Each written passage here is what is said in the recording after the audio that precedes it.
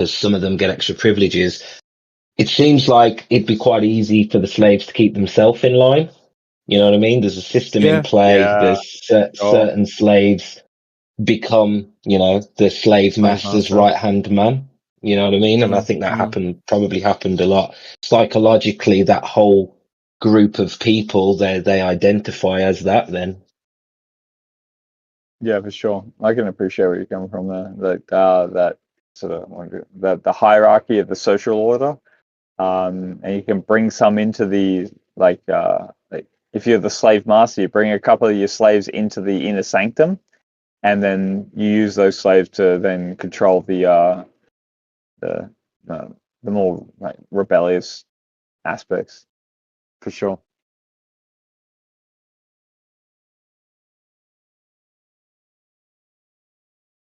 I do think though there is questions around the transatlantic slave trade. There still isn't very much direct evidence that groups of people were shipped across the Atlantic from the slave coast, or what they call the slave coast of Africa.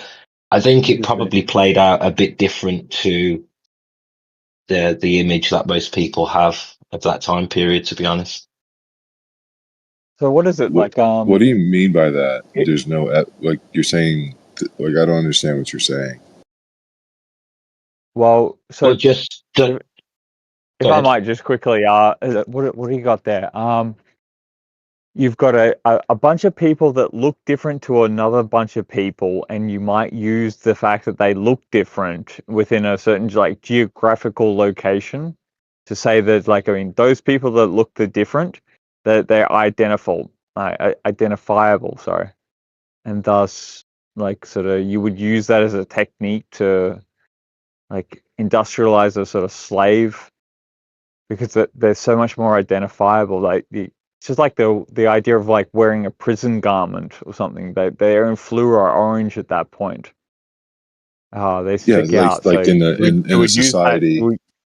You might use that image of the alternative person to sort of like basically make him identifiable as a slave. Yeah, like it. So like in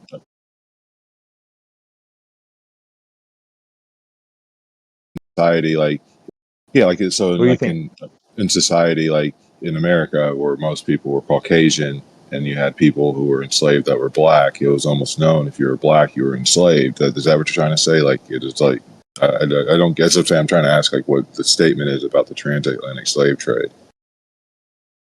Well, Rick's talking about. I think what Rick's it's relevant. I think what Rick's talking about is the identity that of all the black people in America are considered, from that slave generation. So their origin was from Africa. But in terms of historicity, that like you've got tribes of Caribbean-looking people who don't look like Africans. Who said that they've always been there, and then you have the whole Indian saga of these people who are no longer here to be verified, their history, and you see a lot of these native Caribbean Maroons, I think some of them are called, identifying as different types of Indian. I've heard Taino, I've heard some of these Caribbean people identify as having a history as Indians. But anyway, that wasn't what I was highlighting. I was highlighting the lack of direct evidence of actual slave ships taking people from Africa to America. So there is direct evidence. There is direct evidence of a lot of people going from Europe, but not in what's considered a slave ship. We're talking about normal ships, normal passengers with normal records, but a lot of them happen to be, of a dark complexion with Jewish heritage, with Muslim heritage, and there's records of a lot of transatlantic journeys from Europe, but in terms of Africa and actual slave ships, there's very little direct evidence for that. Is that? Are you serious? I think there's massive evidence. I'm talking about we know the direct. names of the ships. Like, Roots knows what he's talking about, dude. Like, Roots is on the fucking on this shit there. Like, No, I'm talking about I'm talking about direct evidence. Really, the direct evidence, you can look it up. It's called the Amistad. It's a ship that was so there's a law that the United States passed that they were no longer accepting imported African slaves from outside the continent. So there in that law, you're kind of debunked there. But the ship itself, the Amistad, was a Spanish ship. The crew of the Amistad killed the captain, and then eventually the ship came in America, and then America basically made the ruling upon it. So you can look that up directly. Because they outlawed like the import of certain people. That proves the fact that they were importing people. Yes. Like, yes. Tell me a time you've made a law against something that isn't happening. I'm just gonna. Yeah, well, see, we don't know that. Really because, quick before we digress from this, really quick, really quick though. Before we digress, I want Rich to kind of hear that the name of the ship is the Amistad. You can look this up. This is there is massive documentation of the transatlantic slave trade. What's interesting to me, man, like as far as history is concerned, the more documentation around it, the more plausibly it's wrong. It's just like more document. That is literally the problem with history.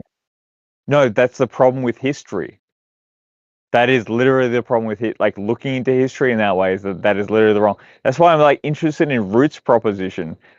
Just like listen to what he has to unpack about the idea of like how the slave trade actually worked. Like, I think you guys have got a really good conversation. It's potentially I heard what he said. Like, go ahead. There is a bunch of records of these supposed journeys, but in terms of direct evidence, like there's not a surviving slave ship. Any slave ship that was recorded has very obscure endings. They were either dismantled, used for this, that, the other, and we didn't end up with a slave ship or a port that was specifically running slave ships. You know what I mean? We don't actually have we do have that any of that evidence in the modern world. Same with the Amistad, Ivory Coast. I mean, like all of these things that you're saying that you don't have, they literally exist, and they're there. In the records, yeah, there are a bunch of records. Port-au-Prince is still there. The Ivory Coast. We have empirical evidence, like actual chains and cuffs, and like the ship itself sunk at the bottom of the ocean. We've recently discovered multiple slave ships. Like Rene, you were saying before why you are confident that slavery existed, that it's a transatlantic slave trade existed. I don't think this dude, like cursory comment, but is all the aspects of history that we're told about this like ultimate enslavement is just because that's what they're trying to do to us? Maybe we should just learn from the past and try to avoid it more than anything. Yeah, I'm trying to avoid it right now. The past from the European version doesn't match up with the African and the Aboriginal. I call them Aboriginal, but the tribes that claim that they've been in the Caribbean and in the Americas before this time. I mean, there's no historical or like native stories from the African perspective of those people, of these people coming in and kidnapping people in mass, putting them on ships, taking them. And there there's very little crossover in terms of culture from those people that existed at the time and the people that were in the Americas. They didn't really bring any culture from Africa. Because it was deliberately robbed from them. You know that, right? They weren't allowed to speak their own languages. They were deliberately divided up until they had to end up learning English. No, but they came in mass. If they came in mass, then they would have brought their culture with them. Oh, yeah. The only culture. Cornrows, hairstyles, like part of culture that was brought with them. That was silent culture that couldn't be silent, stuff like that. So the answer to your question, everything that you said, there's already evidence. Everything's there. The culture's there. Everything. I don't get why. I don't kind of get your premise at all. Because you're dismissing my point of direct evidence. You brought up the Armistead, I but like I told you said, direct evidence. The Armistead isn't direct evidence. It no longer exists. The how it ended, the records of the ship went missing, and we don't know what happened to it. That's the story with every slave ship. That's the We story know what with happened to the the Amistad, so that's not the roots. story. That's not. In terms of records of actual voyages, there isn't anything concrete, but there is from Europe to America, but not in slave ships, in normal ships. Now, from Europe, there was a lot of dark-skinned people that went to the Americas, but that seemed to have been after the fall and the Battle of Granada. Like I said, there was a Reformation, and these people were relocated. That is actually there's more direct evidence for that theory in terms of not just there is records, but also the cultures, that the people themselves, the stories themselves don't match up with the story that we've been given. Could we have an example So there's of that? more evidence for Europe translocation than African translocation. Okay, so really quick, right? Back in the time in which the slave trade happened, Africa's nickname in Europe was the white man's graveyard. So what they did were they would basically try to stay as far offshore and trade with the coastal tribes. And what ended up happening is they started trading weapons to the coastal tribes in exchange for people. And the coastal tribes got stronger and stronger and kept on getting more and more people and putting them in the slave trade. The majority of the slave trade happened under the Spanish, under the Portuguese. The British were kind of late to the game, actually. So when you're looking for these records and you're looking for all this stuff, you don't look for British history. You should look for Spanish history. You should look for Portuguese history. And I think you would find the records in which that you're looking for. The Amistad itself, it's 100% known what happened to it. France sued America for its return as a ship. Eventually, America returned it to Spain, and Spain utilized it no longer as a slave ship, but as a treasure fleet. So, like I said, none of your things say that. What does that got to do with slave trade? Your theory doesn't even make sense, though, because we're talking about the slave trade, from the 1400s to the 17, even as late as the 1800s. Okay, great. But what was going on before the 1400s? Well, you had Carthage, and you had Carthage was African. You had North Africans ruling Spain and ruling Portugal, and the aristocracy of Spain and Portugal were dark-skinned. So yeah, that was you a had a caliphate, right? battle just before. No, that wasn't the caliphate. That was before. No, that wasn't the caliphate. That was the Moors. The Moors were the That was the caliphate, dude. Moors. They're the same people. Same people, bud. Same people. No. That's where I disagree. No, listen, I understand the mainstream narrative. From my perspective, I think the timeline is messed up, and I think that I don't believe that the Moors pre-existed Islam, modern Islam. Okay, I believe they were operating not as Muslims, but as Moors, and that they were a little bit more like Gnostic Christians, which is why they were accepted in Europe. I don't believe they come with the banner of Islam, as modern Islam is today. I think that was reformed after the Battle of Granada, and I think the caliphate was given to the Middle East. Let's go. This is interesting. Good story, guys. Where do you want to go? But you got to understand, from my perspective, the timeline isn't correct. So, in your opinion, so the fall of the Western Roman Empire is around 400 AD, right? Then you have Constantinople that lasts to around 1100 AD. That's the Eastern Roman Empire. They call them the Byzantines. Those individuals controlled those areas in which you're speaking about. There is no gaps of history in which you're talking about for these individuals to have done the things that you're talking about, speaking of. What was the Dark Ages? Around like 600 to about 1400, Yeah, it just so happens to be this period of time we're talking, about 500, 500 years?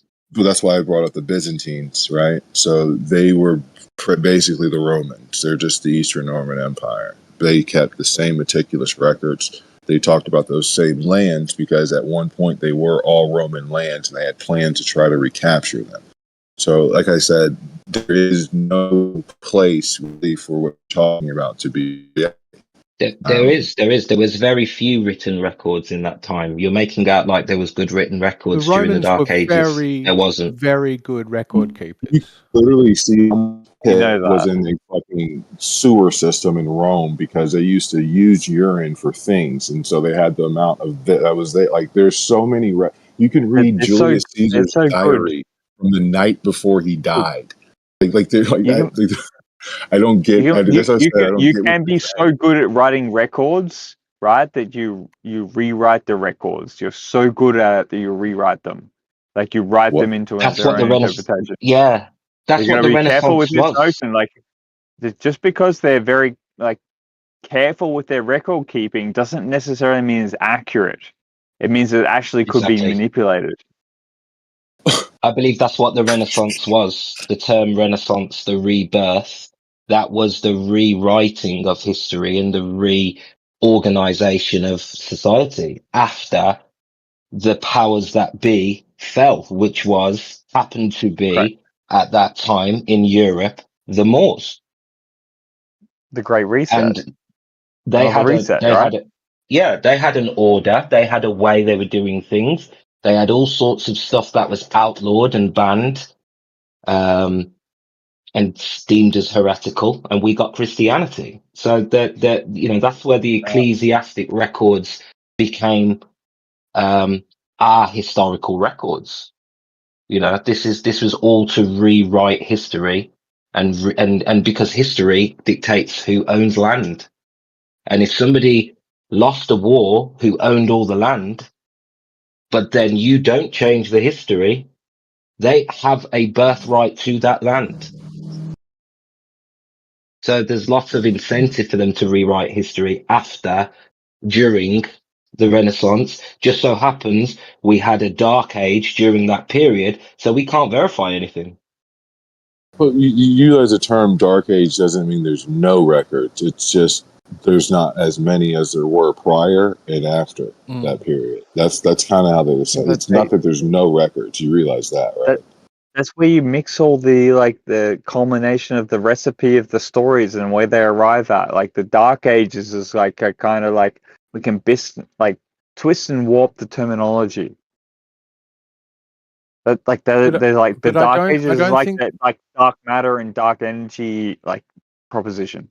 But I think to show, I think what you would need to do to show that the timeline is broken, given how good these Byzantine records are claimed to be, is where's the gap? Where's the missing bit? In what year is it, and what does it?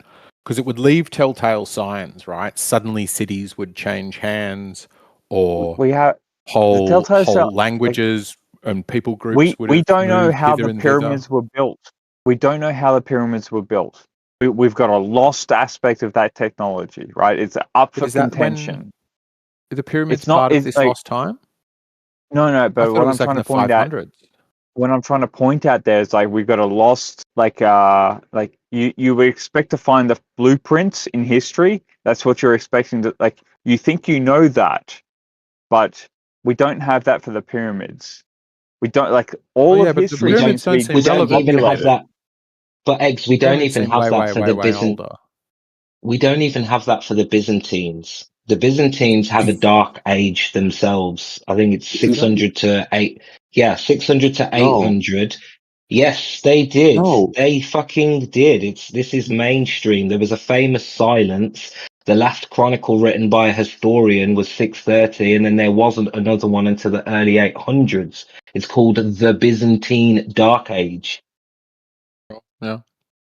So we don't have those records. Now, if we move into Flamenco, if we move into Hubert Illig, Gunnar Heinsohn, their work will show you that a lot of the records that we do have for this period are inconsistent, not just like inconsistent in terms of, I mean, they're inconsistent astronomically, they're inconsistent historically, but they're also inconsistent in terms of the writings don't match the times they've been given. There's so many inconsistencies with what we've got from the Dark Age that a lot of this stuff can be dismissed, I believe, but unless you've looked into it and you've properly, you're talking seen the pattern. The Byzantine Dark Age. You're talking about like there's like this time and like they lost a bunch of like tax money.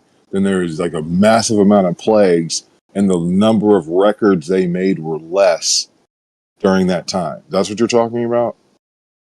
No, there's a gap. There's actually a gap. If you type the Byzantine Dark Age into Google, you'll find some article that will talk about the famous silence. There was a gap of major any historian writing any major work, and it was like 300. It was like 400 years.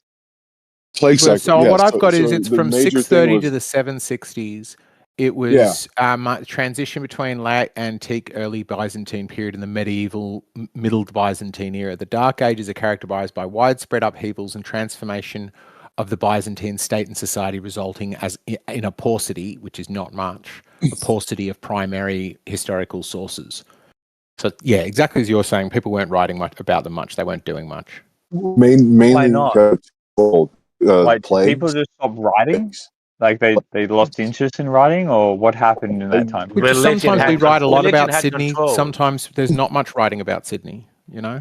No, they can't be true. Like, how often do you talk about Rio de Janeiro? I don't think about Rio de Janeiro that often, but exactly. So we would be in a period where Rio isn't talked about much. Religion had control in those times, and they were really not into progression and stuff like that. It can't work like that. No, like we're always constantly writing. In the modern era, the artists are writing about Rome right now. I want to do this. We lost that information. So I'm sorry. I want to do this in front of Sage. So I'm going to run back to my server. Anybody, feel free to come. I want to see if this mapping thing works.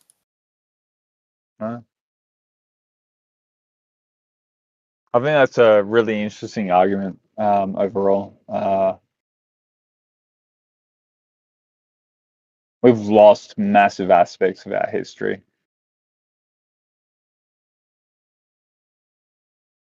Yeah, and it just so happens to be just before the Reformations, and then we get our writings from the ecclesiastic records. We get consensus on a Bible, historicity of the Bible. Like we all of this was happening during that period, just before the creation of Islam, just before, not long after not long after Islam, not long after the Septuagint. I question Rome. I question the genuine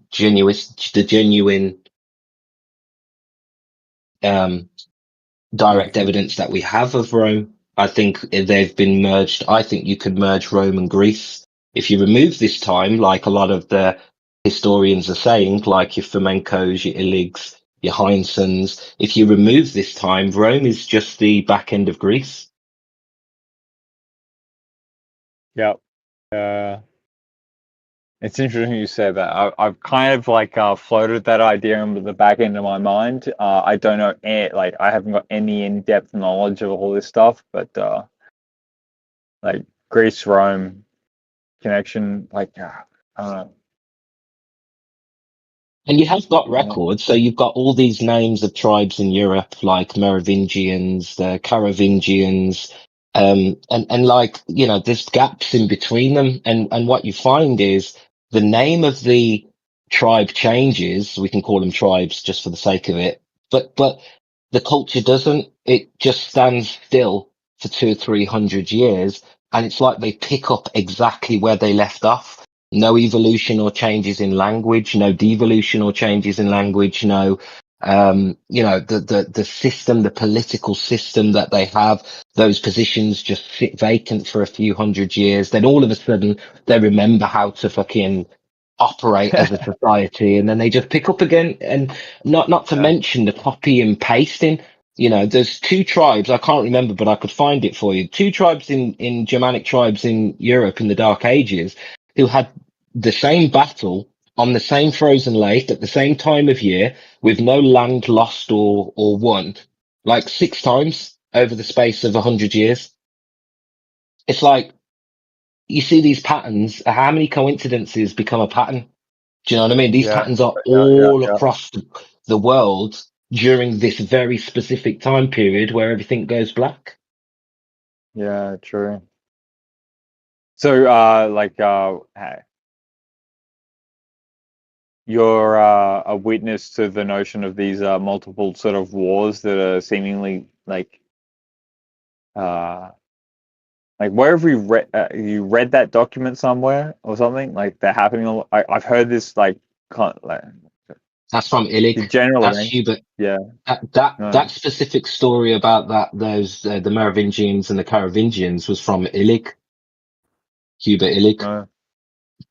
And he's and then and then if you move to Fomenko, he breaks down that the eclipses, the lunar records, none of that matches the times in which these events were supposed to have happened. We didn't get an eclipse on that. Astronomically, it just doesn't match. The sky doesn't match our history books. Do you know what I mean? And just the idea of a dark age itself doesn't make sense. The fact language always evolves. Look how much it's changed in 50 years. Do you know what I mean? Political systems change, culture changes, but nothing can change for 200-300 years, and then everybody just picks back up from 200-300 years ago. It just doesn't make sense.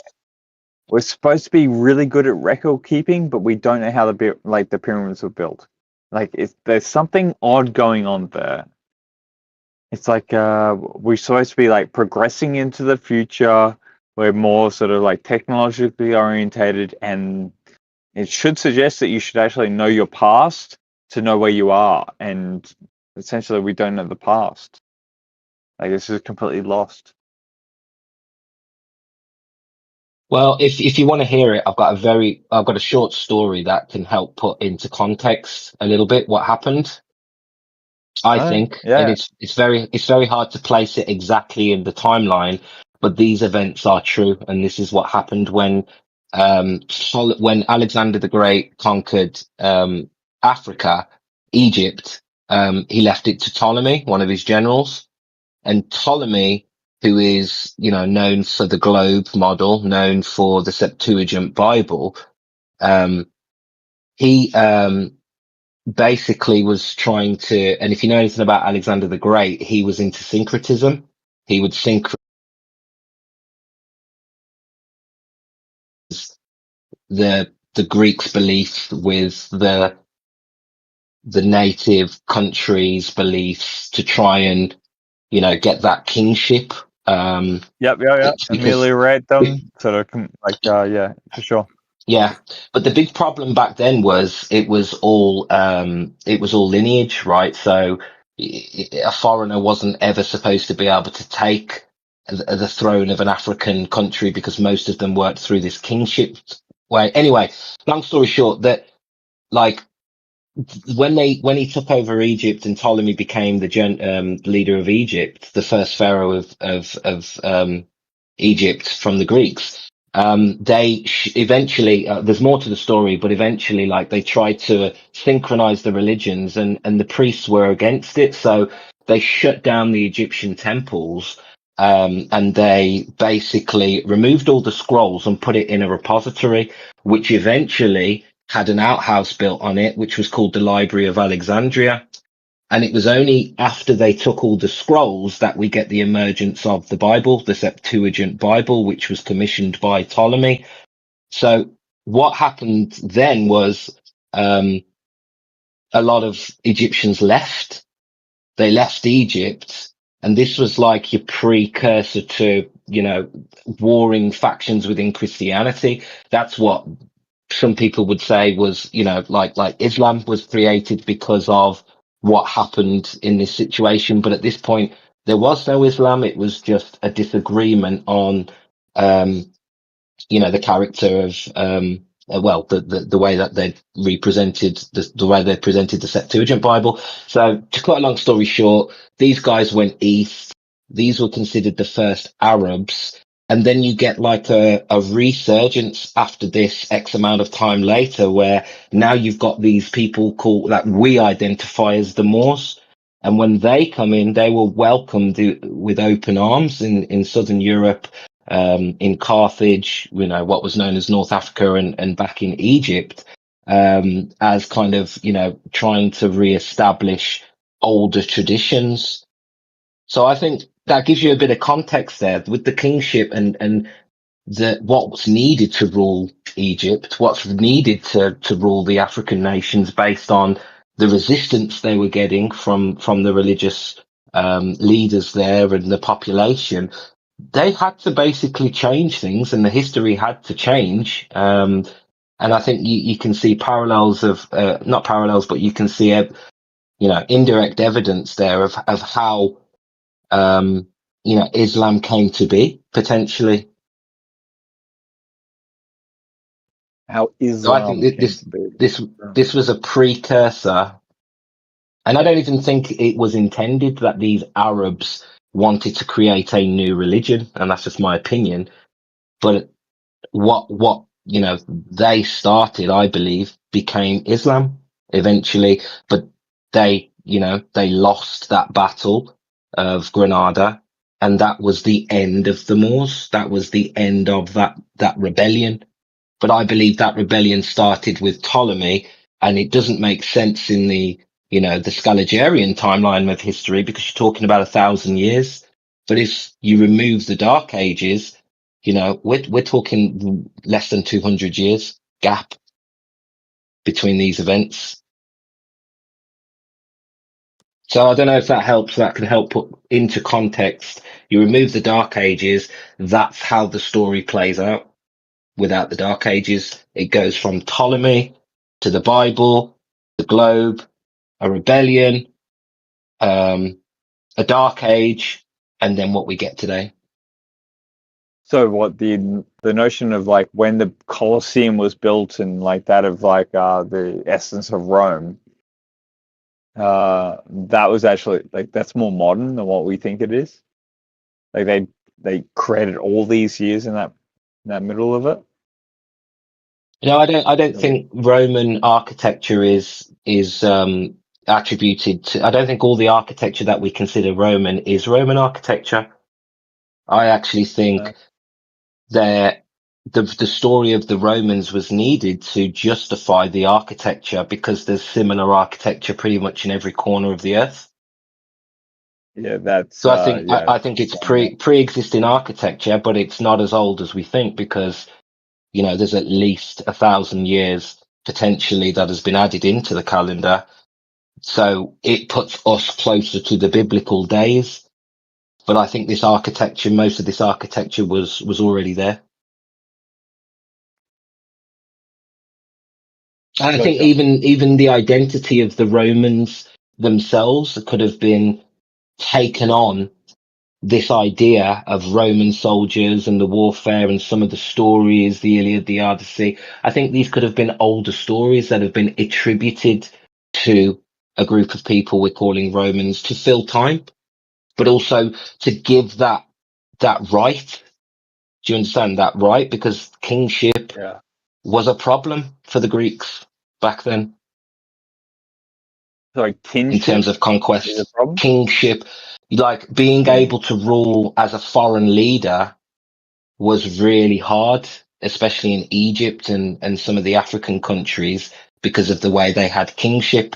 It was all based on lineage, and these people were claiming, they had that right the way back to Solomon, especially in Ethiopia. You know what I mean? And then, maybe it was unified back then. Who knows? But all I'm saying is, if you remove that Dark Age, you can kind of see how the situation progressed, and then the need for a Dark Age and a rewriting of history. Yeah. I understand it's controversial, but there's plenty of references, historians from different countries that have kind of you can piece this together with their work really, and really paint this picture.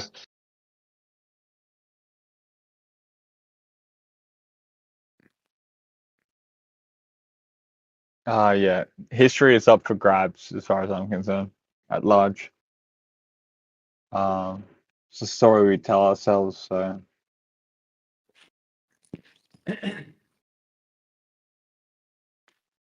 Thanks for that outlay, Brits. Much appreciated.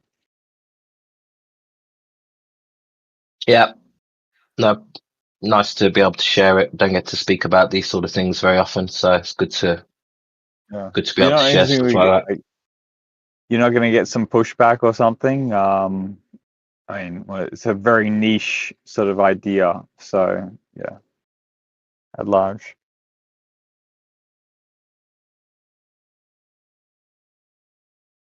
Oh yeah, 100%. I know how controversial that is. History itself is attacking. People feel that their identity is being attacked. So I get it.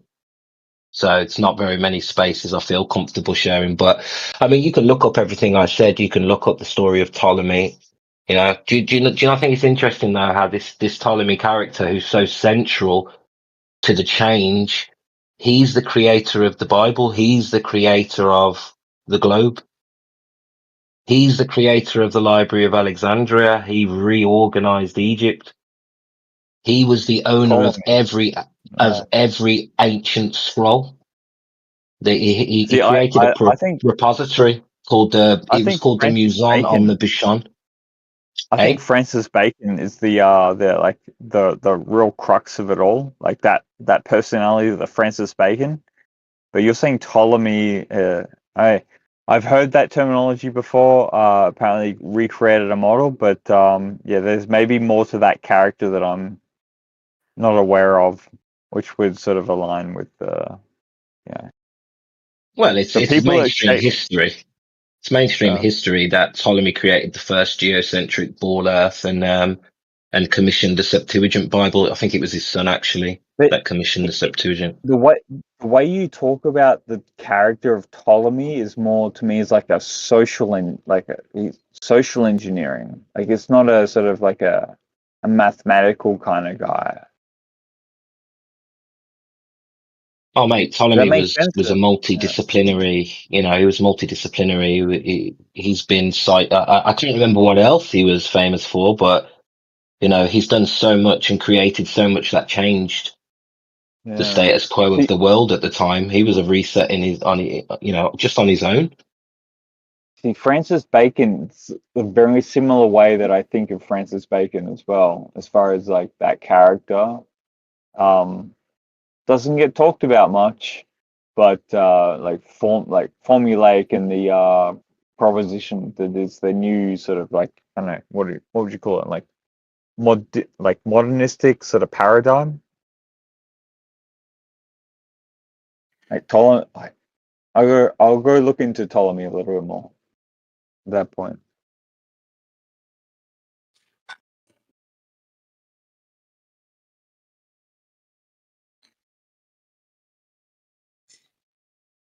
I mean, Francis Bacon is just after, in my opinion, just after this reset. So he was what, 1500s? Is it early 1500s? Francis Bacon. Is that right?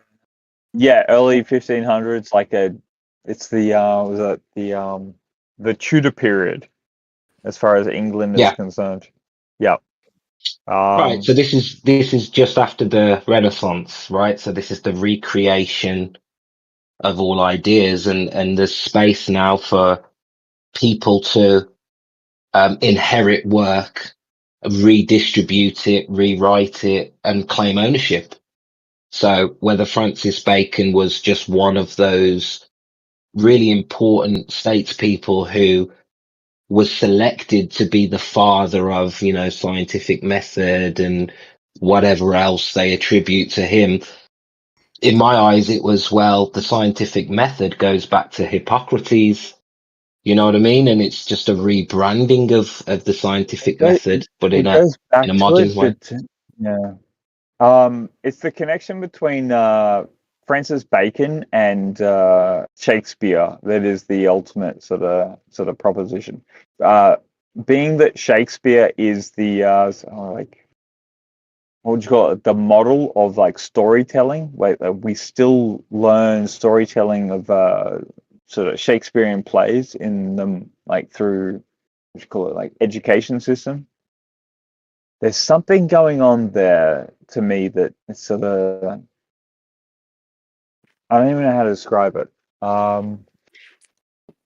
There must be something going on, like the structure of the story, the subterfuge that is trying, like it percolates into the rest of society. So we keep telling ourselves that same story. Shakespearean plays, Romeo and Juliet, Hamlet, all the rest of it. It's constantly being propagated into the societies. There's something going on there. Because to me, like the scientific method, which is what Bacon actually proposed as the formative like social construct by which we should go forward, and then he's also dealing with the plays and the storytelling. Like if anyone that reads Harry Potter, right, you're being influenced by the complex of the Harry Potter, but then it turns out Harry Potter is very similar to what is it, Jesus Christ story, very similar to the like Superman story. So we just they build these stories up and they put them into popular culture. Maybe sometimes they remix them, whatever it may be. But like whatever Shakespeare was doing, whatever fucking Francis Bacon was doing, it's like a social control. It's like he's outlaying the social melee of the way that like the society should unfold itself into the future. So therefore, like we got the scientific method. Francis Bacon was the a priori sort of position of the scientific method. Like he literally propagated that. So they're trying to craft the social the social theory such that we all sort of fold into that notion. Like it's just propagating. It's like farming at that point with the idea. I don't know if that makes sense, but Well, yeah, 100%. I'm on the same page. I genuinely think Shakespeare is pseudepigraphal. I don't just think it was Francis Bacon. I think there's a couple of other names that have been connected to Shakespeare. I think maybe there was some sort of centralization to, there, or some sort of incentive to have it in this format, in this language, in this style for whatever reason. So there could have been some yeah, centralization to it. But yeah, I think it's there's lots of scholars in the mainstream that question the authorship of Shakespeare, and a lot of them that will say, yeah, Shakespeare is pseudepigrapher. And I think there's a lot of work like that of this era, late 1400s, 1500s. This is the era where there seems to be a lot of this going on, this pseudepigraphal, really world renowned, texts coming out that when you really dig deep, you find similar stories in ancient civilizations. Do you know what I during mean? the I think time that's a during the marker time for of it. the Illumination, right? Like what we call the Illumination. That's when the sort of the Bible really started sort of garnering sort of prospects as well. Like the notion of storytelling, like it captured itself at that point. I don't know. I'm I sure don't know what the to make King of that. wasn't the King James Bible written in the same period. 15, is it 1500s or was that Yeah. a bit later? Yeah. No, exactly the same time. Like Francis Bacon was doing the scientific method at the same time as the King James Bible was being, wrote as it was. Yeah, it was I all don't going know on. how to. Pardon? That's what I mean. This is when it was all going on, and whether it's the Bible, whether it's the scientific method, whether it's stories being retold, there was like a lot of meetings going on to decide what's going to be kept, and whatnot, what won't, and how it will be framed. You know, there was a reset, and this 1500s period was the back end of the Dark Ages, was where they were like, right, we're now ready to reintroduce ideas, but in a different fashion. Now the scientific method has been changed. It doesn't involve alchemy. Now the Bible has been reproduced, but it doesn't involve the Apocrypha. Do you know what I mean? Like, there's just, these are the patterns you see at the end of the 14 to 1500s. And ultimately, like, from my interpretation, like, I don't necessarily know how to articulate this, but it's like a separation of like the material world and the spiritual world. It's like when they started using the KJV, that interpretation of the Bible is like explicitly like you should not engage. Just before that was the KJV, was King James version. What was that story? He's talking about demons and angels or something. Like they basically And about introduced this demonology. like demonology. Is that was the name of the book? So that was King James authorship, apparently. Yeah. Yeah. So anything to do with the human interaction with what would you call it, like a spiritual notion, or like that of the supernatural, was deemed as that of like evil. And then at the same time, then like shortly after, they released this book which like articulates like avoiding demons. Like it's got the KJV, it's like the KJV Bible. It's like I don't quite know what's going on there, but you got this release of all this information at that similar time. It's like a social like engineering program that's going on. Like they specifically know what they're trying to angle at and the way that they shape and form the human psyche for the population. Well, demonology was written because apparently mainstream sources will tell you because King James was worried about the witchcraft that was going on. So he wanted to create a book to basically demonize the old world, I think. And I think that's why it was called demonology. You know, the language is very revealing. But I think they were trying to just demonize the old world, and the old world were dealing with esotericism, alchemy, you know, and it was reformatting that as illegal, basically. But then the response to that is scientism, which supposes that they remove like snake oil salesmen. Like the scientists, like empiricism, is actually able to remove the problem of the like the snake oil salesman. It's Yeah, it was to rebrand them, yeah, as either snake oil salesmen, witches. You know, we had all the burnings and on the crosses, you know, around this time. This was really cleaning out the old world, in my opinion. So is that what like the Spanish Inquisition was maybe doing at that point? Like oh yeah, that's what I believe. I believe that was the cause for it, yeah. It was to root out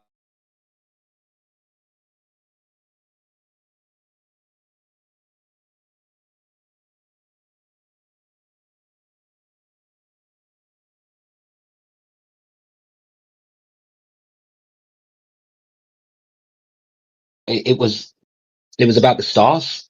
You know, a lot of the stories of, and I don't want to be too controversial. I'm not being controversial enough.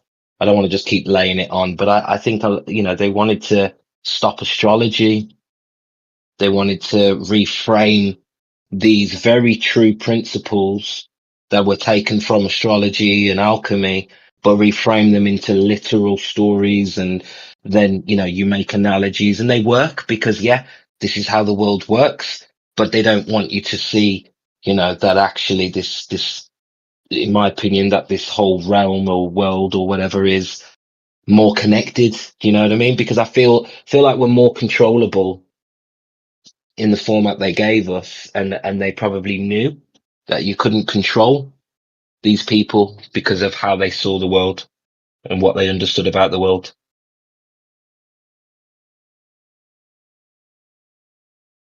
So that's all just my opinion, of course. Can I add just a little thing there too? I think that part of it, so they're using science, I guess, like you're saying, right? And they're hiding it from us.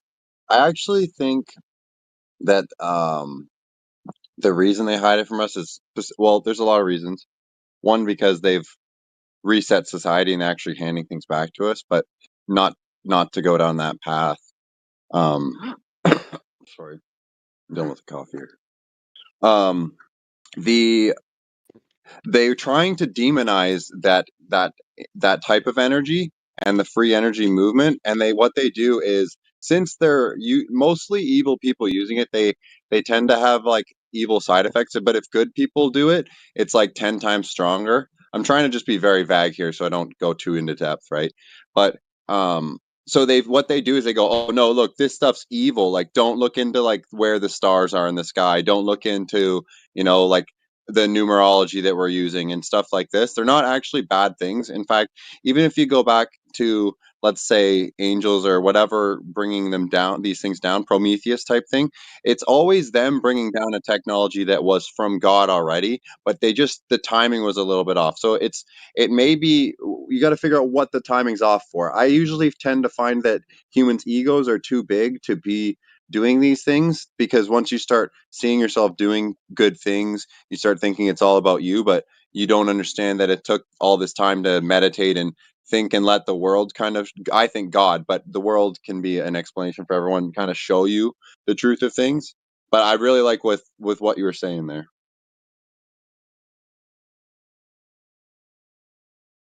Yeah, I mean, ultimately, this is all, speculation based on my opinion. I've clearly, built a picture from multiple sources and made my own conclusions. I just find it hard to see anything other than a massive reset, a blackout, and then a redistribution of authority, ownership of not just land but works, and taking the metaphysical and making it physical.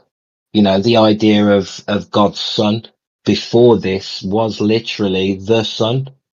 You know what I mean? And then all of a sudden now it becomes physical, it becomes a man.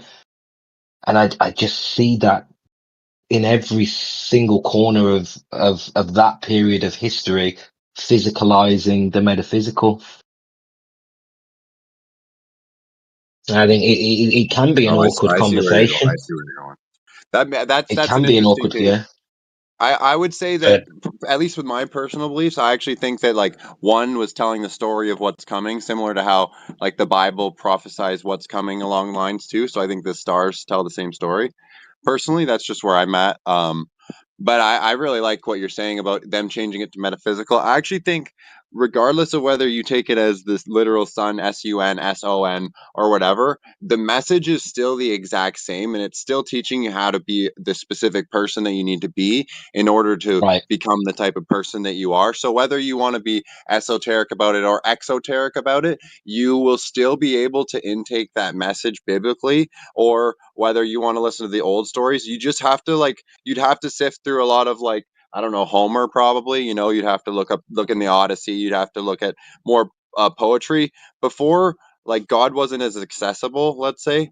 And so most people had to go to poetry or go see an actual priest at a thing, because they didn't have the ability to read at certain times, if we're believing that history. And so you are reliant on somebody else for a lot of it. Anyways, I don't want to get too in the weeds there. I want to keep going where you're going, but I do like what you're saying there. And I think that it doesn't matter which way you take it, as long as you do take in these eternal stories that are passed down to teach us how to become the men and women we're supposed to be. Yeah, I agree with you, and I'm very glad that you've taken it in that vein. I'm not trying to undermine any of the messages of the Bible here, and I have a Bible, I have a King James, and I value it very highly, and I respect every Christian, and I think it's probably the most important book that we probably have. So yeah, I don't want to undermine that, and I'm glad you see it, because that's the vein I'm speaking, regardless of whether it's metaphysical, physical. The message is the same, and the ideas and themes are important for our lives. So I'm glad you've taken it that way, because I'm not trying to undermine anything here. I'm just highlighting what I've found. And if I may, I'd like to share something else on this subject, if people are still interested. There's there's the original name for the Torah was called the Pentateuch. Now there's a lot of controversy around the Pentateuch because we don't have the original documents of the Pentateuch, and you could probably blame Ptolemy in the story I gave earlier for that. But the Pentateuch, I mean, Ptolemy was an astrologer himself, but anyway, the Pentateuch was supposed to be the Torah, which is the first 5 books. Pentateuch literally means 5 books, but Yeah. like I said, though, there's no original Pentateuch documents that we have. But there is another Pentateuch. Now, for me, my brain tells me there's one Bible. You can't make another document or another book called the Bible. With people would expect the Bible, and I even think you can go as far as to say, like Romeo and Juliet. You couldn't make a film or a book called Romeo and Juliet that wasn't the story of the iconic, story Romeo and Juliet. But there happens to be another Pentateuch. And if you keep in mind my theory that, time has been added in, it's around 1400 that this other book, the Pentateuch, which is a Hellenistic poem on astrology, is 5 books on similar themes to the Bible. So I think there's one book on marriage and life and children, and there's another book on like just navigating life, another book on birth charts, but interpreted through parenting. And I just find it fascinating. This book was written by Dorotheus of Sidon in the 1400s. I just find it fascinating how this book can be paralleled to the Bible in terms of the 5 books have 5 themes, and they're all about life and navigating life and morals and how to live, and it's just purely based on astrology. And I just think it's fascinating. I think there's some sort of connection here to the Pentateuch from Dorotheus of Sidon to to the original so-called Pentateuch. Dorotheus Sidon? Dorotheus of Sidon. If you type in Pentateuch, Dorotheus of Sidon, you're going to learn about this Hellenistic book, 5 books that was written, which was very influential, and it was in Ptolemy's time. It was when Ptolemy was ruling Egypt, and I've even read somewhere in an article that this book influenced Ptolemy, and this was the creator of our first Bible, Ptolemy. So this guy's influenced by a book called the Pentateuch from Dorotheus of Sidon, and created the first Bible, and we don't have a Pentateuch in reality. Do you know what I mean? Do you see the connection there? Yeah, that's the problem. Maybe this was like I'm saying, they've repackaged this Hellenistic astrology Pentateuch and created a physical, story, just a reimagining of the story of the Pentateuch. I mean, it's there's a storytelling that's going on within history and society that just it just surprises me. I didn't realize that was there. I could not have appreciated that might be there. I don't actually know that it's actually there, like that thing. Like I'm not actually asserting that, but the way that unpacks itself seems to suggest that there's like literally storytellers in history, and I don't know, like it's like social engineers from the top, like from the top. If like, Yeah, I don't know how to handle that.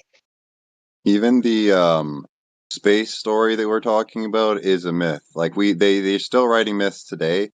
I believe that the Big Bang is a mythology about life itself being created, but it's not out in space. It's in the womb. It's like a zinc flash, and then you look like a fish. All these things. It's a mythology. They're telling stories to help people understand things. And like, but there's more to it because it's all esoteric now. All these people who are giving us all everything, and it's like you don't have to be like, oh, when you like, it's kind of for people like us. I don't know. We're all here trying to learn, right? It just means that there's more to learn. There's more to do, right? We got a long life. So I don't see it as necessarily a bad thing. You just have to, I think when you're looking into esoteric things, you have to be very careful because I do believe that there's one true God and that there's other lower gods. I believe that angels fell down and there's stuff like that going on. If you make agreements to certain other things that do have earthly power here, like let's just say the devil. A lot of people believe that the devil is earthly power. Well, you can sell your soul or something simple, right? If you do something like that to get power here, it will work, but you are canceling later on kingdom power. I don't know how to explain it. To get to heaven, basically. Long story. Oh, that's a lot of stuff there. I mean, I kind of agree. You can sell yourself to the devil, but I mean, if you're just applying like the same, like if you look at society and you're just following along with the trends that are going on, you're not selling yourself to the devil. You're just following along with what program is. So yeah. The devil doesn't need you to worship him. The devil needs you to not worship God and not know you are truly created in his image and designed for something specific, literally built for something specific. Every problem that happened in your life happened for a specific reason to lead you a specific place. But if you get caught up in all this, you'll never become that exact person that you need to become to do the things that you need to do to make the change in the world that you're supposed to do. So all he has to do is distract you from God, nothing else. He doesn't need your worship, but he would love that. He is trying to set up a system, whatever the devil is, the evil entity that's has power here. I think that's a process that's working I now. appreciate where you're coming from. It's just like the tools and methods that the so-called devil is using, I suspect is like it's not something that's you don't know when you're under the spell at that point, and you will never will. And then it gets into this whole sort of abstract notion of like how like information has unfolded within the material, like corporeal experience.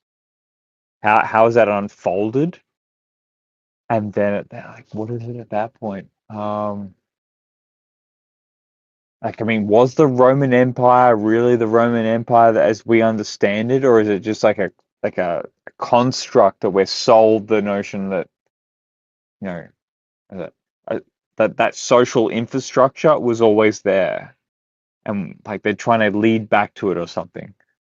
And then scientism is like just like throws a whole bag of worms into the situation as far as I'm concerned. Like scientism is like it's trying to sort of like it's a spell cast upon people who don't sort of like I don't even know how to unpack that at that point. Like Francis Bacon did a fucking number on us socially and literally like sort of drew us into the notion of what the means by which you should attribute truth is that of which what would it be? It's like what your peers tell you, or like how you can like use some sort of funky sort of like experiment and prove that that which is prove that to the corporeal experience. It's like a total sort of like notion of like what are they? I don't even know how to unpack that at that point. I'm lost. I'm totally lost. Anyone else want to take over? Because I'm trying to work out literally how they're going about tricking society to do what it's doing. Because I know that we're all fooled, like principally. I don't know if it's a flat Earth or a globe Earth. I'm pretty sure like what they're trying to tell us is fucking bullshit though, globe-wise. But they're using some sort of magic spell for an incantation for all the people to sort of flow into that notion of the idea. Like to just fall into the spell of Kabbalah. it. It's not Kabbalah. It's It's like like kind of I don't know. So, Rick, let me give you an analogy. You know how I always go on about compartmentalization is the problem, right? It's like they've taken the old world and compartmentalized it to its core. So, for example, if you even just look at the way they communicated in the old world, they didn't have letters. They created a modern alphabet. I believe they created a modern alphabet. The Phoenicians, whoever they were somehow part of this, but they created a modern alphabet to change us from the characters that were being used, like hieroglyphs and stuff, because I believe even in the way we communicated in a way that was a lot less compartmentalized and a lot more encompassing of ideas. So symbology. I think our general language and communication involved a lot more symbology, and they compartmentalized it down to the point where it's hard to even articulate now exactly how they operated and what they believed. Do you know what I mean? Like the fact that we think the Egyptians were polytheistic, but I've been really looking into that, and when you look into the Meta Nature, which is the actual language, and sort of give you a bit of explanation of the meanings of some of their language, like they didn't have multiple gods, you know, capital G gods. These minor gods were more like personifications of elements of nature, and they gave it a dude. characteristic. Yes. Yeah, this is the egregore. Like they sort of like I spoke to my brother just briefly and he said that he introduced an interesting idea to me. It's like I never heard of it before. That the writers of the past, like the way that they talked about ideas was not through their own personal sort of like proposition. It was more Right. like a godly sort of aspect, like this thing came down and affected them. I haven't looked into it too much. I can't sort of point you to like a reading from somewhere and say like look at the way they're articulating it. But he mentioned that to me, and I was like, oh, that's fucking fascinating, dude, because we're living in the society now, and we're very sort of like indulged in our own sort of ego and whatnot. And can we necessarily say that the people of the past were engaged in the same ego sort of complex? I don't think so, personally. Like something's going on there. I'm not sure. Yeah, they've changed. They've kept as much content as they can for the historicity, but they've changed the context in which this information is assimilated. And I believe that's the hardest thing to get your head around, is that, you know, these stories could be older stories, but placed in a different context. Yeah. It even matches up with like germ theory, dude. Like germ theory is like the idea that I was listening to a couple of guys talking the other day, and like germ theory is like totally proposed on you're a victim. You've been victimized by some sort of outside force influencing you. So you're a victim to that, and that's like a internal sort of complex. Like it just breaks apart the notion that like you are necessarily like being infected. It's like yeah, I don't know.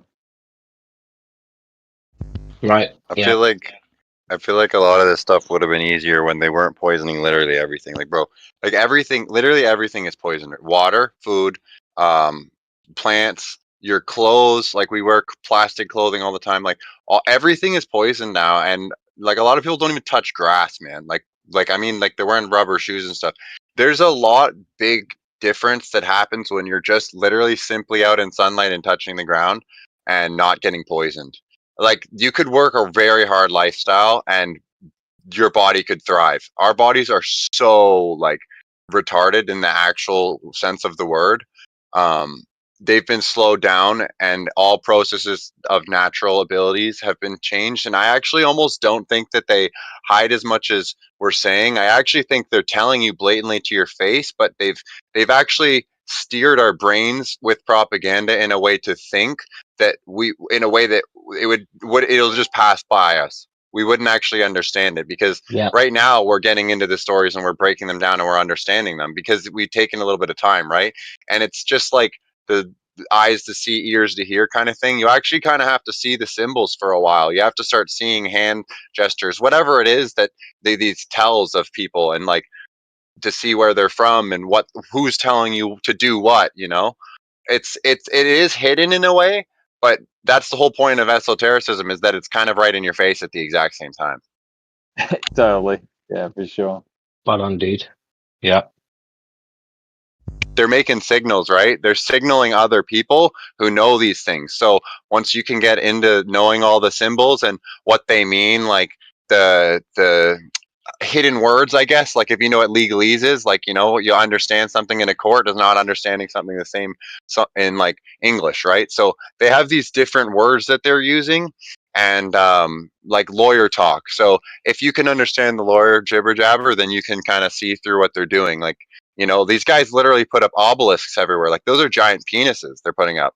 So it's like, I don't know, man. I don't know how like more in your face it can get, right? It's the best way to hide something hidden in plain sight. It's like they've mastered the art of deception, which makes me feel like it's satanic, because I think that is the essence of Satan, deception. You know, I think this is satanic. Yeah, I was It's listening done on to purpose. some guy who says he's part of one of those families. I don't know, they go back to things, and he was saying that they're all basically lawyers. The demons that he worked with or whatever. I don't know how to explain it. I'm not in the families, right? But he said he he said some crazy stuff. Like he said like they went on some dialysis machine. This is just a side point because it's just crazy story. But he went on some dialysis machine that like cools his blood at the same time, so he has hypothermia. So basically, like he can die. And there was a dude to his left with blood all over him, and then another dude to his right with like a red robe, like KKK or something. And they were doing chanting him down to hell to talk to Apollyon or Apollo or something, and he was just some dude. Anyways, maybe that just sounds really dumb, but if you guys wanted to look at it, it's like the confessional or something online. Doesn't matter. The point is, he said that all of those guys are basically ancient lawyers, so it still fits the method. You know what we're doing, what we're talking. So it is a little demonic, but I do think there's so much truth in it, and the reason that it seems demonic is because demonic people are using it, and those are the people hidden behind these. But it's truly God's thing, and you need to be able. If we use it for good, it's way stronger even. But they just go, "Oh, this stuff's evil. Don't even look at what the stars are doing. Don't even, don't look at any of that stuff."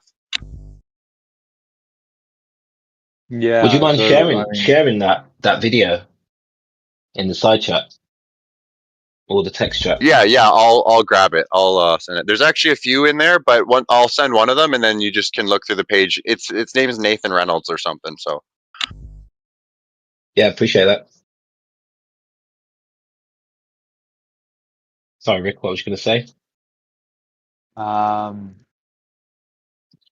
it was going to be like a slide to the notion. Can't recall though. Trying to like unpack it in my own mind right now.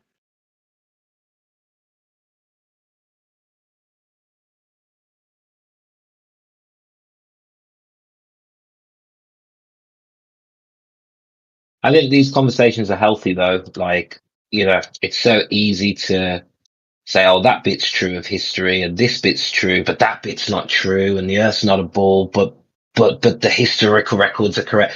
You know what I mean? You've got to be open-minded that if something as big as any of these subjects could be true, then, other aspects of life could be a lot different to what we assume.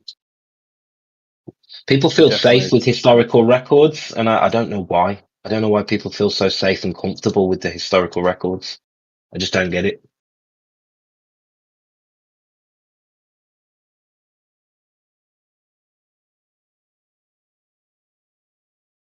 It's like records can be forged. Our whole history, the ecclesiastic records, come from saints, and we have to take their word for it because they were upstanding people. Do you know what I mean? I mean, how shaky is that, dude? And people take it as gospel.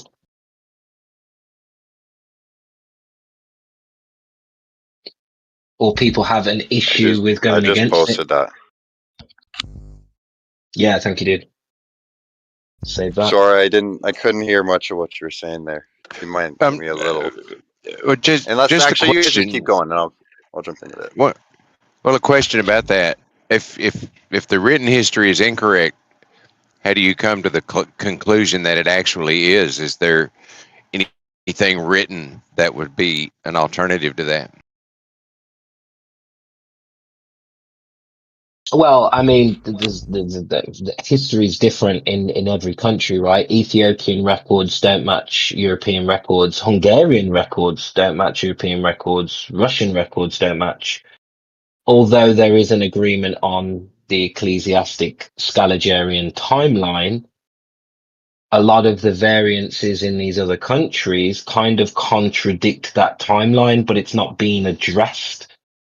But that's when you get certain chronologists that have come out seen as highly controversial who highlight the inconsistencies in, the eclipse records, the lunar and solar records, the inconsistencies with the Dark Ages, the inconsistencies of these cultures that we apparently have evidence of, but actually when you break it down, there's a lot of assumptions been made, and there's a lot of nonsense or copy and paste that's happened, that can't be verified anymore. When you go back, where's the source? Okay, ecclesiastic records, who's the source? Saint Nick. Okay. So I'm just saying it's a shaky foundation with inconsistencies that are only being highlighted by alternative chronologists. But then you can paint a picture. I'm painting a picture that probably not one of these chronologists paints, but I've looked at several of these chronologists and several of the other inconsistencies, and I've looked at this and that, and I've got my own opinion. So what you're hearing is my own opinion. But the inconsistencies themselves are an issue. Whether that's language, astronomical, social, there's too many inconsistencies to just overlook it from a foundation of just hearsay from a saint. The foundation of a Plato. wise mind. Foundation of a wise mind is being able to hold multiple viewpoints at once, right? So, that's kind of what you're saying before, isn't it? Right? So if we look at all these without full concrete evidence of which one's true, like the other day I just saw a Bible from 1880 that's 1818, and it basically traced back. It said creation to Jesus, Jesus to now, and then they did the math. And they said exactly 6,000 years of 2026. So that's kind of cool, but I mean, you never really know with anything, right? But it's all those different ideas. You could even keep millions of years. Left Lane, I know you believe in, like, it's much older than we do, most of us, but so we can have any idea in mind as long as we can hold it and just keep being able to add weight to it. You know what I mean? It's like a Lego house, I guess. Each one you just add a little brick to it, and you can just see how tall the stacks are in your mind, I guess. Well, you just pick up on the patterns. Coincidence, okay? Coincidence. How many coincidences do you have before you say this is a pattern? And then when you highlight the patterns, you don't need to have a replacement chronology. How the hell would you have that? You know what I mean? You're just identifying these patterns and then realizing, well, hold on, other elements of history make more sense if the timeline's incorrect, if time's been added in, and the disconnect we have between the biblical days and today. I think you move it a lot closer, and things start to make a bit more sense. The Crusades, etc., etc. So I don't know. You have to use your gut. You have to use your gut. But at the end of And the be day, open still to though, you and something. I, whether we had an opinion we think we have all the Legos stacked up so high in one thing, it's still just an opinion, right? At the end of the day, you probably still are like, someone could come over and stack a bunch of Lego on this other one and it could make more sense. So it's just like, it's still an Yeah. opinion at the end of the day. That's why it's good to have like places like this where we can all pass things around, because even in the realm of what we're talking about here with like historical truths and like religions and mythologies and stuff, those are all from all around the world, all different peoples, right? So we're gathering and grouping and we have to use our own minds. I think that's really what's happening in this generation, is that we have, first off, like some of us maybe were on the conspiracy trail a little early, but right now, since there's so many people learning so many things, they're bombarding with tons and tons of information. So if you don't really hone in your critical thinking skills to be able to see these patterns like you're talking about and do what you need to do, then you won't be able to work the correct way, and you'll get caught up in the propaganda, become a consumer, and you'll just become like a kind of a useless eater. And then these people also, if you do that, will look at you like you're a waste of space and probably try and kill you somehow with poison, or like, I'm not even joking, like it's actually crazy. Like they literally think we're useless eaters up at the top. It sucks that we have people like that. Like everyone's always pointing at like billionaires and this and that. It's like, I don't have a problem with someone having $1 billion. It's what they do. Like, you know, it sucks that someone could figure out all these problems and they aren't, kind of thing. But it's still not our place to tell a billionaire what to do with their money after we gave it to them by buying product. We didn't give them the money for anything else than their product, right? So in a consumer society, I live in Canada, I'm assuming most of you guys live in the US, we have buying power. So we as consumers, I know this is a little bit of a tangent, but we have buying power. So we have to learn that who we are, right? And that's what everything is. This whole thing is about figuring out who you are and what you're supposed to do in the world. You know, like Jesus hung out with a bunch of people who did a bunch of messed up stuff, and each of them had a really good trait about them that they were able to just hone in on and just give back. You know, they literally used exactly the exact same thing that was doing them evil, but they transmuted it. And this could be some sort of mythology thing we're talking about too. They talk about transmuting things. Maybe they're literally just talking about changing their mindsets, right? We can get really simple on it too, right? So the point is, we need to know who we are. So in a capitalist society, we know that we're the consumers, so we're giving the money to the right people who will give back. We can't just like willy-nilly, you know, don't just give money to all these corporations now. You need to know who you are as a person so you can go forward and do that. And then also you need to know how to use your mind so that you can put all these pieces together in a way that when you come to a table like this, you can have something super useful to tell other people, so that even if you're not thinking the same opinion, you can have something you gave to them in the discussion, the round table, so that we can all come to a conclusion. Because at the end of the day, not one of us singular people are going to have the exact answer, but what we do have is a part of it. We have a puzzle piece, and if we don't put that down on the table, we're not going to be able to figure it out. And some puzzle pieces help us see where the other puzzle pieces fit too, so you'll need another one first. And you know, I'm getting a little into the weeds with everything, but I'm trying to wrap it all back around to the whole thing is just figuring out who you are and how you place yourself in a society, where you are, your situation, you know. So if we can do that, we can gather our information. We can just be looking around, enjoying our day, reading things on the wall, and all of us people come back and gather and be like, I saw this. And we're not scared to tell people, because we know that, you know, this is an open discussion room where we're gonna come together and we're gonna figure something out, right? So as long as I think we stay like that, positive, motivated, and realize that we can bring something to the table and that we respect that too, like we're not wasting other people's time, that's huge. And that's really the best thing that you can do in any circumstance. So look through mythology. You guys get the point. 100%, bro. That was really well said, and I'm so glad that, you know, you're in the same spirit of how I intended some of the things I've said to come across. Because, like you said, it is my personal. It's just an opinion, you know, and some people might completely disagree. But like I said before, it's good to be open to scrutiny, and if you're comfortable with that scrutiny and being judged or you know, even attacked potentially for it, it's kind of freeing, you know. Like we can talk about things that are more philosophical and talk about things that are more controversial without being offended or without having the fear of being judged. Like, this isn't my, you know, all the things I've said doesn't mean that I believe that to be 100% true. You know, this is just things I've found out, and I'm deciphering the information and trying to throw nuggets out there because somebody else might have more info, but without putting it on the table, the opportunity won't arise to, you know, to learn off others. You know what I mean? So I have to put myself out there in order to grow, to learn.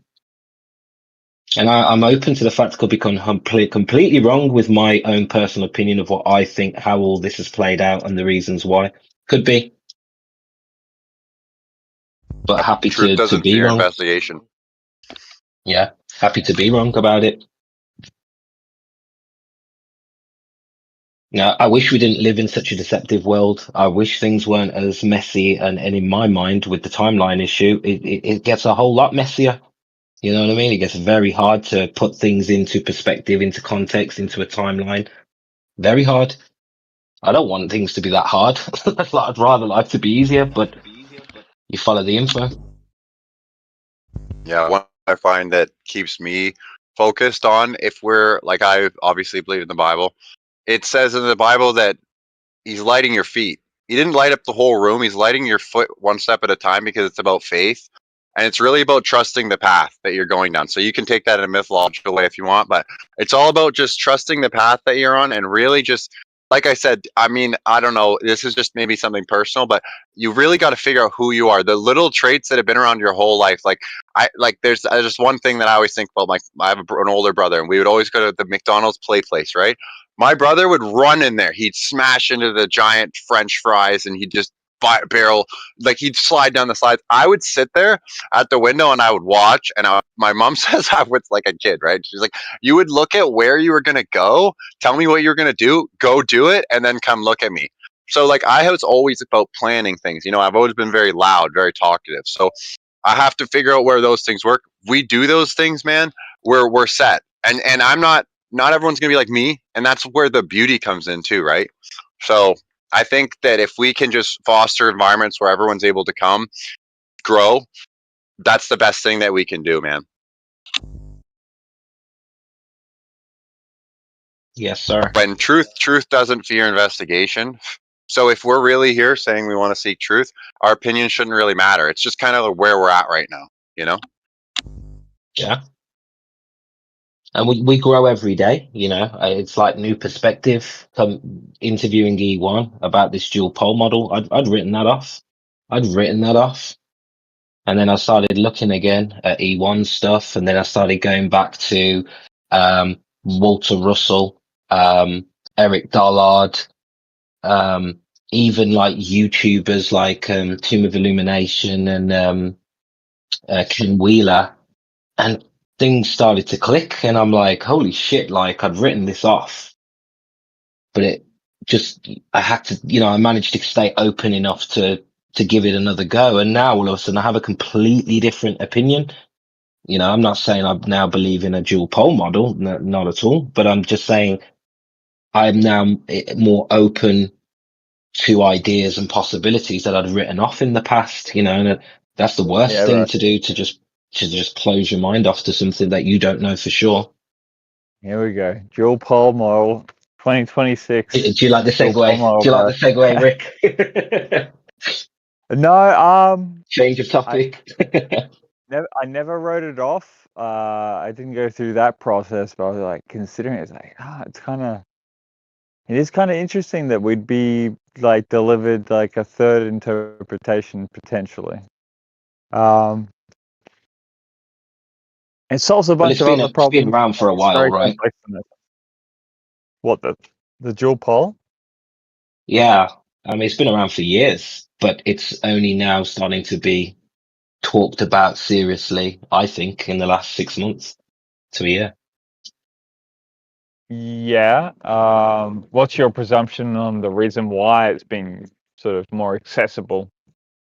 TFE. Yeah. Definitely 24 hours on. Yeah, for sure. That's interesting. Dude, you're a great storyteller. Roots, well done. Overall, Thanks. I'm just like some parts here. I'm just like sitting back, like I just want to stop and listen, and I don't want to contribute. I mean, it's like somewhat of that sort of mode, but yeah, that's awesome. Now you too, bro. You too. I enjoy listening to you as well. I like it when we have some, dissent and pushback. I do prefer those environments, because you can get too one-sided, can't you? Sometimes without that. That's why I come to these places. Yep. I like the pushback. I like the diversity of opinion. just leaving space if anybody wants to step in. I'm interested to see if, like, you know how basically the globe model is rearranging, like both data works in both models. I mean, obviously once you get nitty gritty, no, but that's kind of why we're here. But I'd be interested to see what kind of models an AI could come up with, or maybe just other people. I can't conceive of new models, but if you just gave it the data and said, here's the globe model, here's the flat earth, they both kind of work with the same thing. Figure out some other things that would work. I'm curious what would come up, Earth. you know? There's a potential for saddle Earth, I think, potentially. What's that, concave Earth or whatever? No, like you could even like you go concave, you can go convex, globe, but saddle Earth is another one potentially. What's saddle Earth? In my mind? It's the shape of a What is saddle, that? but like you live upon the saddle, but you can't tell because the way that it's all to do with a correlation between your earthly experience and that of what's happening within the celestial, and you like those. Essentially, that is how would you call it? Like the top perceiving the bottom, right? So no, the bottom perceiving the top, and the way that the field of energy or the field of light comes into it. Like you can start messing around with that so much. I've already done it in sort of geometric modeling. Gatebreaker, a fellow on this like chat channel, like he's way better at it. Like with his sort of what do you call it? I think he uses like Blender. He's got some great modeling technology, but I believe that you could do like a saddle Earth, like the shape of the saddle. It's kind of how do I call it? It's not like a famous geometric shape, but you could do the shape of the saddle is considered to be like it's a geometric. I don't know what to refer to here. It's just called the saddle, like that geometric shape of the saddle. So, but like you could do so many different things between those planes of geometry. That of which is happening above and that which is happening below, and it's the interaction between them. You can end up with all sorts of geometry. Fuck if I know, man. Like, yeah, really. like even with just the curvature of the eye, I'm like not, I'm that not dome trying of to, like, vision. suggest anything. It's like, it's the I was just gonna interplay say with that between those dome of two vision. geometries that would suggest the ultimate conclusion. And I'm not in a position. I've just got an earthly plane of existence here down on the southern aspect. Apparently, I'm hanging out upside down, and they tell me that it's it's just because it's a globe. I don't know.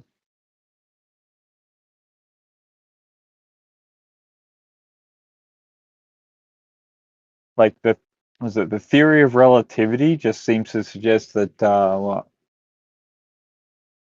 like you can't actually judge the relative aspect until if two spaceships are traveling together in geometric kind of like intergalactic space travel.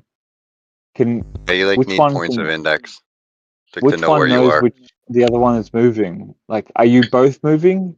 You don't know which one's moving. Like, you can't tell. So it's simply like the plane of geometry above and that which is below. Like, you can do all sorts of plays of geometry between those two. And How would the stars work in a saddle Earth? Like, how do you say that I don't know, is the sky a saddle or something? No, but like, how do we even appreciate the notion of like how that light is entering into our field of of observation? How do you know how that's coming into your field of observation? It's a thing above that we don't even understand. Like the mantis shrimp, like does a little clap with its claw, and it produces like a sonoluminescence. So we're gonna like this notion of like a bubble in a fluid causes light to appear. Implosion. It's an implosion, a collapsing of a bubble. Collapse. Like, so, man, where's that coming from? I don't know.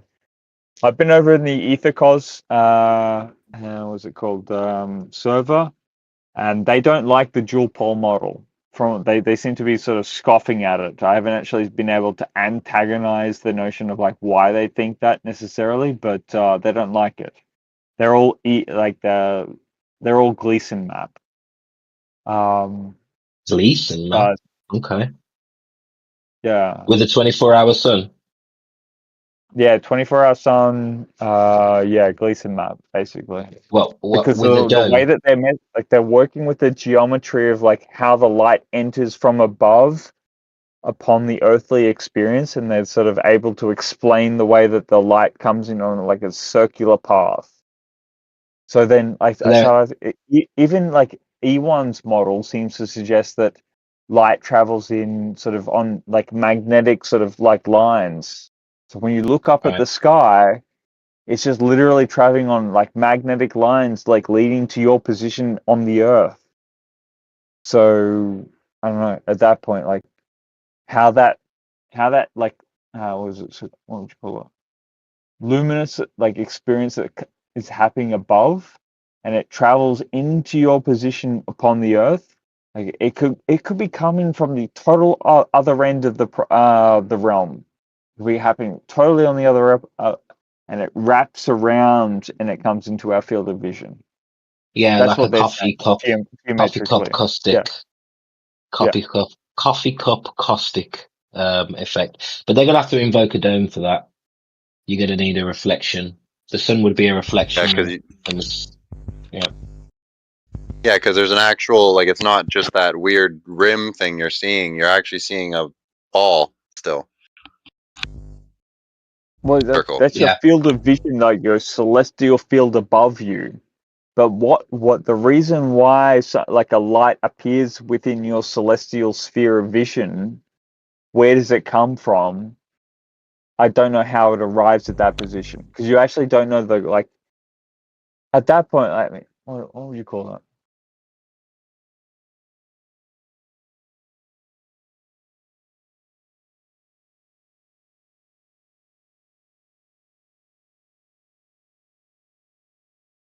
They say the reason for those lights in the sky are like a gas giant, like billions of light years away, that is like just like nucleating in and of itself, right? Like that's a star, and apparently a lot of them are binary stars. So every star you're looking at, you're actually looking at two stars, apparently. And then what do you do with that? Like, yeah, then they throw in the whole apparent position, that's right? what we know. Like it absolutely confounds me, like why the reason the mainstream science is just like it's absolutely willing to accept this, but at the same time, like you've got alternative explanations, and it's just like society is just, oh, we just go along to get along. Who cares?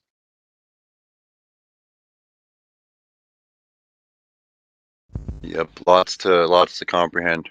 I gotta head out, guys. It's been good talking though. Rock and roll. Pleasure. All right, bro. Rock on. See you later. I'm gonna call them flat skiers from now on. Like globers are just flat skiers. Riksky, about that ether. Ken Wheeler made a really nice video about it, explaining it, what the ether really is, with a needle and a thread of fabric. When you push that needle through it, and when it gets through, when you pull on that wire, that fronting of that material, that is the true force of the ether that moves in between all. Yeah, I heard him say that. Have you heard his explanation of the difference, the way you manipulate the ether is like wrinkling your skin or pinching your skin? Did you hear that one? I might have. You can create different patterns on your skin depending on how you manipulate your skin. The ether is very similar to that. You can create a wrinkle or you can create a lump. No, sorry, I don't mean to hijack. I didn't know if that was the same episode or the same video? I guess it was a different video. Yeah, it's a different one.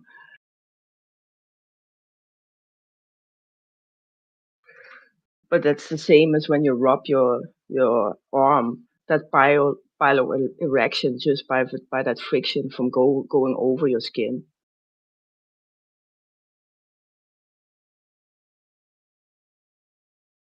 Yeah, like he was basically saying like that's the difference between magnetism and I don't know if he called it electricity or dielectricity, but yeah, just the way you manipulate the ether is how you can generate the different patterns, because obviously it's a wavelength, isn't it, or whatever, and I think dielectricity would be just a different wavelength.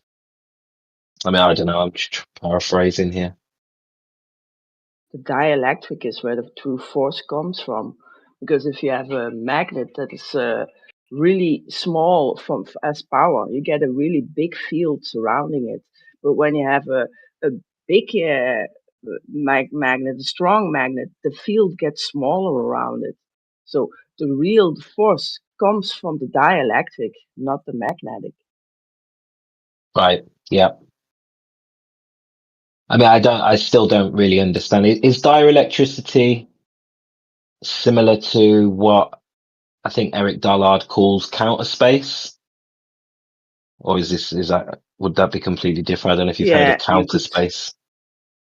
You could call it the same, basically. Right. Yeah. Yeah. I kind of get that idea. Yeah.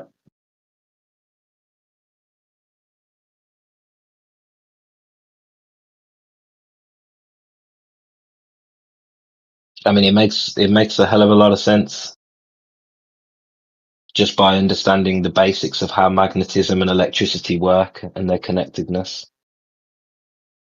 and frequency. Yeah, but electricity is the hybrid of the dielectric and the magnetic. It's the in between, basically.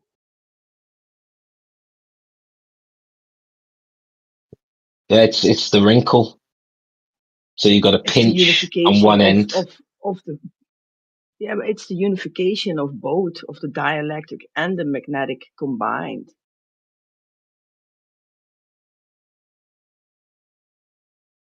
Right. Do you know more about this? I'm really limited what I know about this. Anything interesting to share? You're all confident about the Moors and you don't know about electricity. What are you talking about? I've tried, dude. I've tried. I've read so much on Dude, you're one of my favorite characters on Discord, dude. Like, literally, I really appreciate your historical take. I appreciate even the fact that you say that you don't know anything about electricity. Like, that's great. I've tried, but I really struggle to visualize it. You got to work with it. Like, I don't know, like something's going on there. If you look at Nikola Tesla's counter-rotating fields, you have one field rotating anti-clockwise and one field rotating clockwise, which gives you a turn towards each other. And that compression of that negative energy in between gets squished together by that way, and you get a positive flow on one side. And that is what we call electricity. But it is basically two fields interacting with each other.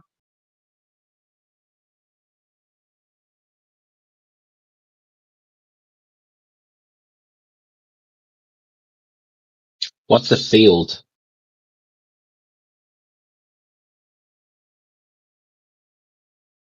I still can't really understand. Not what a thing is.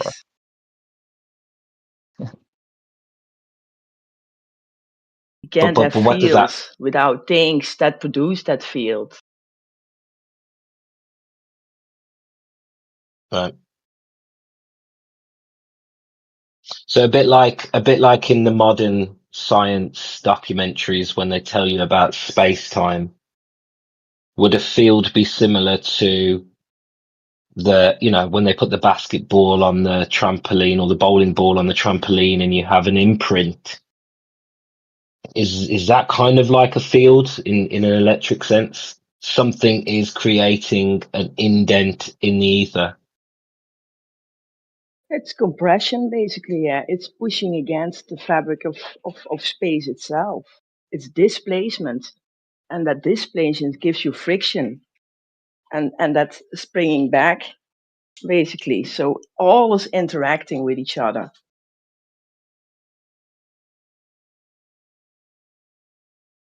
Yeah.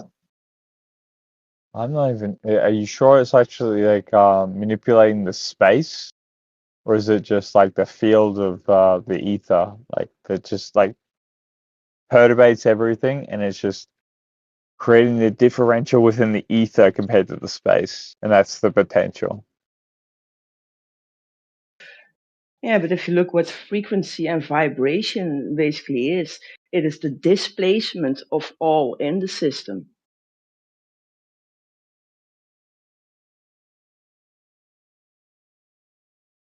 The displacement of what? The ether at rest.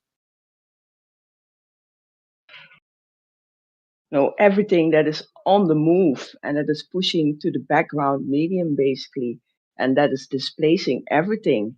And that is what creates that wave to all sides. Oh, so just like water then, Yeah, water. or It's a liquid. hexagonal I don't like structure it is when in you say all. everything. Like, can you like change that terminology from like everything to something that you're referring to? When you say everything, it gets a bit sort of like I don't know what to actually sort of. Yeah, but You say like the by something is everything, influencing the I mean the everything. gases, all the gases, the liquids and the solids within the system. That's what I mean with all.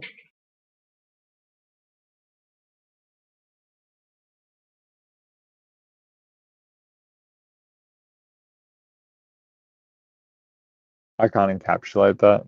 I'm not sure. Like I recognize that an electrical flux affects both solid matter, gaseous matter, and liquid matter. Like electrical flux flows through all three with varying difference of resistance. But I don't know. When you say it just like influences them all, it's I don't know. Yeah, but it's that displacement that generates that heat, which eventually generates the charge in between all. So that electricity is just it's a manifestation basically of ether displacement, of displacement in the system itself, of all in the system, because everything in the system has charge and discharge. Just like the brain. What Walter Russell said. What do you think about what Walter Russell said about how he thinks the ether is intelligent? Any thoughts on that? I have no idea. I still haven't read this book. Oh, you need to read The Universal One. Not that I understand anything more Yeah. after reading it, but it's fascinating. Yeah.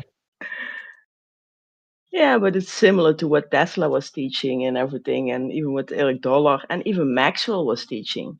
So, Hmm. and if you look at Hmm. what Salvatore Pais momentarily is doing with the Dirac effect in combination with the Maxwell equations, and then you look at what they are really doing, they are spinning up the negative charge of the elements. That's what they're doing with high frequency and Yeah, generating just that exclusion zone of Gerard Pollack at the center, which gives you a free way of transport with no friction. Does that make sense to you, Roots? Do you pick out what's going on? kind of. I mean, is it? I mean, well, Walter Russell. Going back to reading that, it's something around.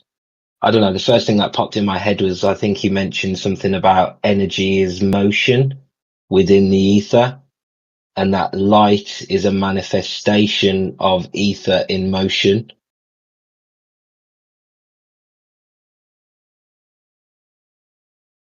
Yeah, I but don't we know if also that's say even. we may say we call everything light, but the things we perceive is more like illumination because it is the energy that is getting squished together, which we perceive as illumination, but that ain't light because if you look at what dark light really is, it's a black body, and the light to be seen needs an object to reflect its heat off basically and illuminate, excite the sky to make that illumination.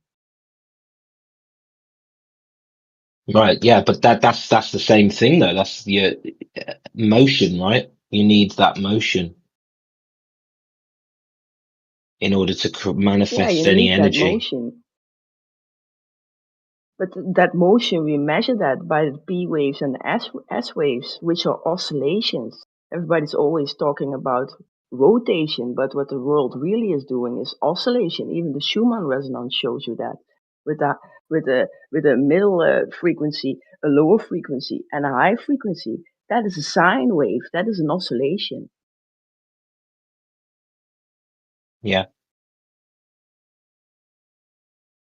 Well, that's what I mean by motion. I mean, that makes sense. It sounds like you're saying the same thing, but in more detail. The motion, it isn't an oscillation motion.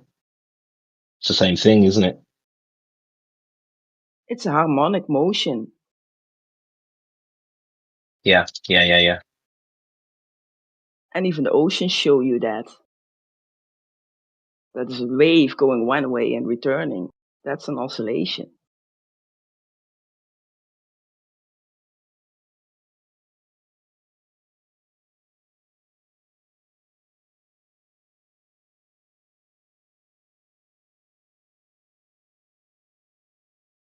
So that would mean that the stars. I know how they say that 1 degree per 96 miles, but the Earth magnetic field has a vertical and a horizontal plane, but it shifts with 1 degree a year.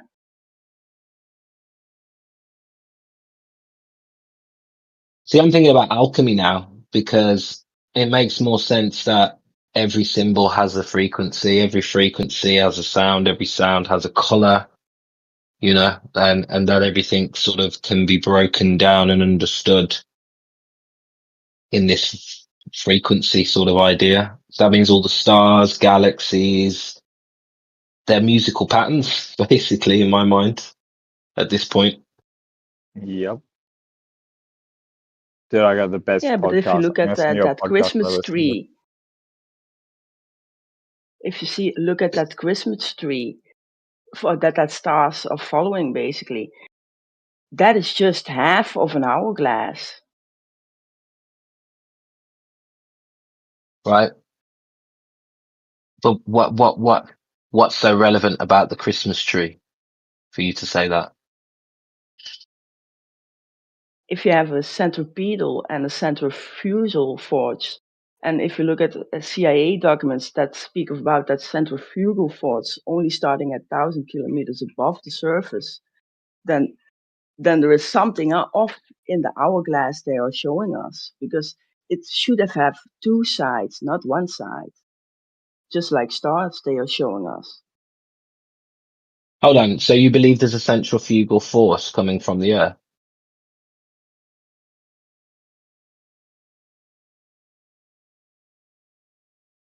No, not from the Earth. That's just it. The Earth only has that centripetal until 1,000 kilometers above the ground.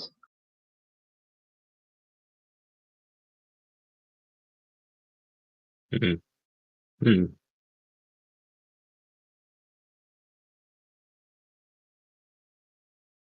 And how do we know that to be true?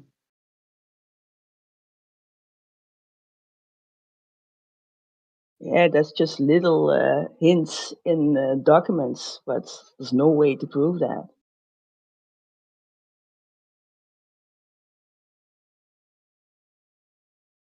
Mm.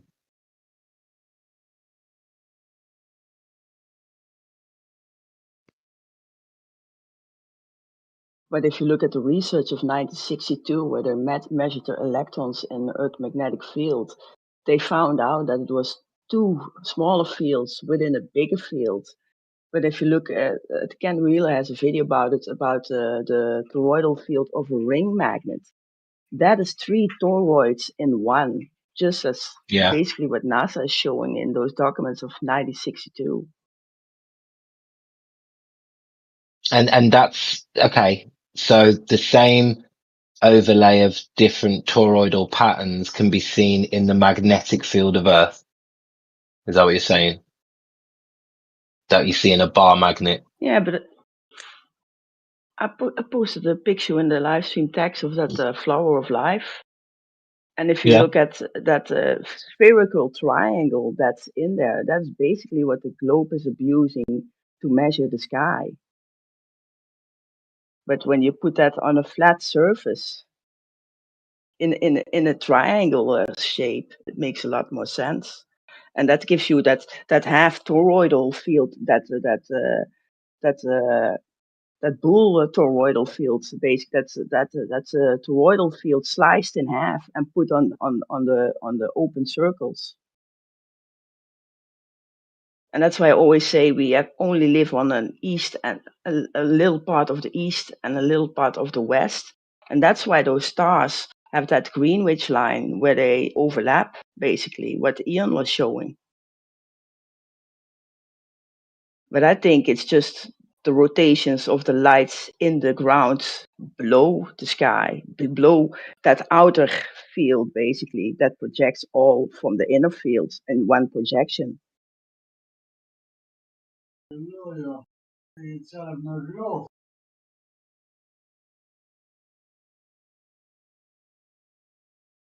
Because even if you look at that toroidal with those 2 holes, you see them they are slightly tilted. So that is a ring that is coming together, and that's maybe why it looks like it's a 3-phase circuit. Because you have that one going up and you have that one on the down, and the horizontal and the vertical, which gives you the Southern Cross.